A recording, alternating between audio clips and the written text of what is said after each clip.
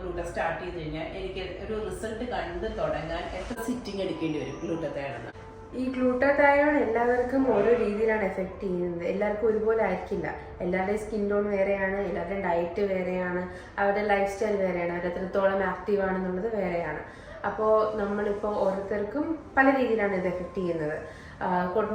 നമ്മൾ ഒരാളുടെ skin tone, അവരുടെ ലൈഫ് സ്റ്റൈൽ, ഡയറ്റെല്ലാം നോക്കിയിട്ടാണ് നമ്മൾ ഡോസ് അതനുസരിച്ച് നമ്മൾ ചേഞ്ച് ചെയ്യുന്നത്.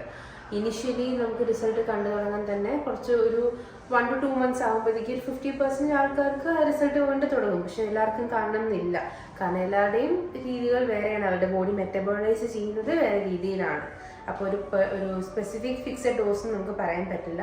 അത് ഓരോരുത്തർക്ക് കസ്റ്റം മോഡിഫൈഡ് ആണ് ഡോസ് എങ്ങനെയാണെന്നുള്ളത്. അപ്പൊ നമുക്ക് ഒരാൾക്ക് ഗ്ലൂട്ട എടുത്തു കഴിഞ്ഞാൽ അതിന്റെ റിസൾട്ട് നോക്കിയിട്ട് വേണം നമുക്ക് കസ്റ്റമൈസ് ചെയ്താണ് ശരിക്കും ഗ്ലൂട്ടത്താൻ നമ്മൾ അരി കൊടുക്കേണ്ടത് അല്ലേ?